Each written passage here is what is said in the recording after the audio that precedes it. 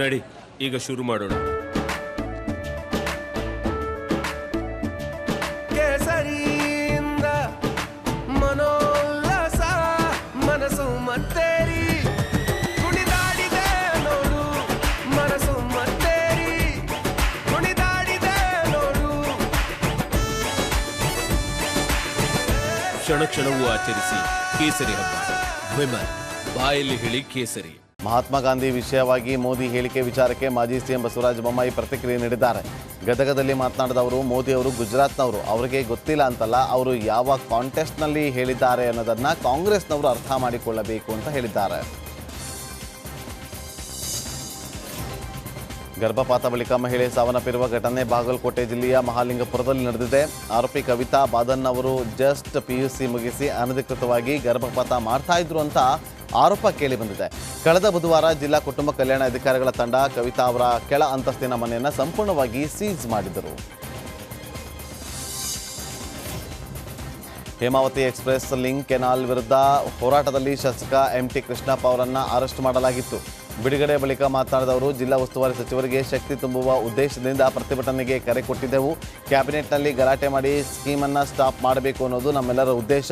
ಕ್ಯಾಬಿನೆಟ್ನಲ್ಲಿ ರೈತರ ಪರ ನಿಂತು ಸ್ಕೀಮನ್ನು ರದ್ದು ಮಾಡಲಿ ಅಂತ ಪರಮೇಶ್ವರ್ ಮನೆ ಮುಂದೆ ಧರಣಿ ನಡೆಸುವ ಉದ್ದೇಶ ಇತ್ತು. ಆದರೆ ಮಾಜಿ ಸಚಿವ ಸೊಗಡು ಶಿವಣ್ಣನನ್ನು ಅರೆಸ್ಟ್ ಮಾಡಿದ್ದಾರೆ. ಅರೆಸ್ಟ್ ಮಾಡುವ ಅವಶ್ಯಕತೆ ಏನಿತ್ತು ಅಂತ ಕೂಡ ಕಿಡಿಕಾರಿದ್ದಾರೆ. ಚನ್ನಗಿರಿ ಪೊಲೀಸ್ ಠಾಣೆಯ ಮೇಲೆ ಕಲ್ಲು ತೂರಾಟ ಪ್ರಕರಣ ಸಂಬಂಧ ಪೊಲೀಸ್ ಠಾಣೆಗೆ ಗೃಹ ಸಚಿವ ಡಾಕ್ಟರ್ ಜಿ ಪರಮೇಶ್ವರ್ ಭೇಟಿ ನೀಡಿದ್ದಾರೆ. ಗೃಹ ಸಚಿವರ ಆಗಮನದ ಹಿನ್ನೆಲೆ ಸಿಬ್ಬಂದಿಗಳು ಚನ್ನಗಿರಿ ಪೊಲೀಸ್ ಠಾಣೆಯ ಸ್ವಚ್ಛಗೊಳಿಸಿದರು. ಠಾಣೆಗೆ ಭೇಟಿ ಕೊಟ್ಟ ಪರಮೇಶ್ವರ್ ಅಧಿಕಾರಿಗಳಿಂದ ಗಲಾಟೆಯ ಸಂಪೂರ್ಣ ಮಾಹಿತಿಯನ್ನು ಪಡೆದುಕೊಂಡಿದ್ದಾರೆ. ಹೇಮಾವತಿ ಎಕ್ಸ್ಪ್ರೆಸ್ ಲಿಂಕ್ ಕೆನಾಲ್ ಹೋರಾಟದಲ್ಲಿ ಶಾಸಕ ಸುರೇಶ್ ಗೌಡನನ್ನು ಅರೆಸ್ಟ್ ಮಾಡಲಾಗಿತ್ತು. ಇದೀಗ ಬಿಡುಗಡೆ ಬಳಿಕ ಮಾತನಾಡಿದ ಅವರು, ಹೋರಾಟಕ್ಕೆ ಬಂದಾಗ ಗುಂಡು ಹೊಡೆದರೂ ರೈತರು ಎದೆಕೊಟ್ಟು ನಿಲ್ಲಬೇಕು. ಕಾಂಗ್ರೆಸ್ ಸರ್ಕಾರ ಕಾನೂನು ಬಾಹಿರವಾಗಿ ಎಕ್ಸ್ಪ್ರೆಸ್ ಲಿಂಕ್ ಕೆನಾಲ್ಗೆ ಅನುಮೋದನೆ ನೀಡಿದೆ. ತುಮಕೂರು ಜಿಲ್ಲೆಯ ಜನರ ಬಾಯಿಗೆ ನೀರು ಕೊಡುವುದನ್ನು ಬಿಟ್ಟು ವಿಷ ಕೊಡುವ ಕೆಲಸವನ್ನು ಸರ್ಕಾರ ಮಾಡಿದೆ ಅಂತ ಕಿಡಿಕಾರಿದ್ದಾರೆ. ಆಗ ಗ್ರಾಮ ಲೆಕ್ಕಾಧಿಕಾರಿ ಲೋಕಾಯುಕ್ತ ಬಲೆಗೆ ಬಿದ್ದಿದ್ದಾನೆ. ಸಂಕೇತ್ ಅನ್ನುವವರ ದೂರಿನ ಅನ್ವಯ ಶಿವಮೊಗ್ಗದ ಗಾಡಿಕೊಪ್ಪ ವೃತ್ತ ಕಸಬಾ ಕಚೇರಿಯಲ್ಲಿ ಕಾರ್ಯನಿರ್ವಹಿಸ್ತಾ ಇದ್ದಂಥ ಗ್ರಾಮ ಲೆಕ್ಕಾಧಿಕಾರಿ ಸುರೇಶ್ನನ್ನು ಲೋಕಾಯುಕ್ತ ಅಧಿಕಾರಿಗಳು ಬಂಧಿಸಿದ್ದಾರೆ. ಜಮೀನು ನೋಂದಾವಣೆಗಾಗಿ 6,000 ಲಂಚಕ್ಕೆ ಬೇಡಿಕೆ ಇಟ್ಟು ಕಚೇರಿಯಲ್ಲಿ ಹಣ ಪಡೆಯುವಾಗ ರೆಡ್ ಹ್ಯಾಂಡ್ ಆಗಿ ಸಿಕ್ಕಿಬಿದ್ದಿದ್ದಾನೆ. ಅರುಣ್ ಯೋಗಿರಾಜ್ 3 ಅಡಿ ಎತ್ತರದ ಕೃಷ್ಣಶಿಲೆ ನಂದಿ ವಿಗ್ರಹ ಕೆತ್ತನೆ ಮಾಡಿದ್ದಾರೆ. ಅಮರನಾಥ ಹಿಮದ ಉದ್ಭವ ಲಿಂಗದ ಮುಂದೆ ಜೂನ್ ಅಂತ್ಯದಲ್ಲಿ ನಂದಿ ವಿಗ್ರಹ ಪ್ರತಿಷ್ಠಾಪನೆಯಾಗಲಿದೆ. ಪ್ರತಿ ವರ್ಷ ಅಮರನಾಥ್ಗೆ ಉದ್ಭವ ಲಿಂಗ ದರ್ಶನಕ್ಕೆ ಕೋಟ್ಯಾಂತರ ಭಕ್ತರು ಆಗಮಿಸುತ್ತಾರೆ. ಚಿತ್ರದುರ್ಗ ಜಿಲ್ಲಾ ಆಸ್ಪತ್ರೆಗೆ ಜಿಲ್ಲಾ ಕಾನೂನು ಸೇವಾ ಪ್ರಾಧಿಕಾರದ ಸದಸ್ಯ ಹಾಗೂ ಕಾರ್ಯದರ್ಶಿ ಹಾಗೂ ಹಿರಿಯ ಸಿವಿಲ್ ನ್ಯಾಯಾಧೀಶ ಎಂ ವಿಜಯ್ ದಿಢೀರ್ ಭೇಟಿ ಕೊಟ್ಟಿದ್ದಾರೆ.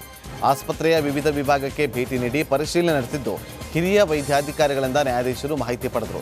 ಆಸ್ಪತ್ರೆ ಅವ್ಯವಸ್ಥೆಯ ಕುರಿತು ದೂರುಗಳು ಬಂದ ಹಿನ್ನೆಲೆ ದಿಢೀರ್ ಭೇಟಿ ನೀಡಿದ್ದು, ರೋಗಿಗಳ ಸಮಸ್ಯೆಯನ್ನ ನ್ಯಾಯಾಧೀಶ ಎಂ ವಿಜಯ್ ಆಲಿಸಿದರು. ಮೈಸೂರು ಬಿಜೆಪಿ ಕಚೇರಿ ಮುಂದೆ ಬಿಜೆಪಿ ಕಾರ್ಯಕರ್ತರೇ ಪ್ರತಿಭಟನೆ ಮಾಡಿದ್ದಾರೆ. ಧರ್ಮ ಮತ್ತು ತಿಲಕ್ ಅವರು ಕುರುಬ ಸಮಾಜದ ಕಾರ್ಯಕರ್ತರ ವಿರುದ್ಧ ಅವಹೇಳನಕಾರಿ ಹೇಳಿಕೆ ನಿಂದನೆ ಆರೋಪ ಖಂಡಿಸಿ ಕಿಡಿಕಾರಿದ್ದಾರೆ. KR ನಗರ ಮತ್ತು ಸಾಲಿಗ್ರಾಮ ತಾಲೂಕಿನ ಬಿಜೆಪಿ ಅಧ್ಯಕ್ಷರಾದ ಧರ್ಮ ಮತ್ತು ಸಾರಾ ತಿಲಕ್ ವಿರುದ್ಧ ಪ್ರತಿಭಟನೆ ನಡೆಸಲಾಯಿತು.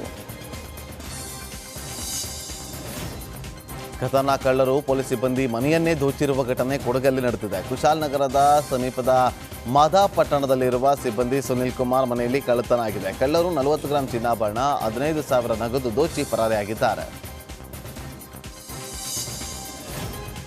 ಪಶ್ಚಿಮ ಘಟ್ಟಗಳ ಸಾಲಿನಲ್ಲಿ ಸ್ಥಳೀಯರು ಪ್ರವಾಸಿಗರು ನದಿ ತೀರದ ಪ್ರದೇಶಗಳಲ್ಲಿ ಪ್ಲಾಸ್ಟಿಕ್ ಬಿಯರ್ ಬಾಟಲಿಗಳನ್ನು ಹಾಕಿ ಪರಿಸರವನ್ನು ಹಾಳುಗೆಡುತ್ತಿದ್ದಾರೆ.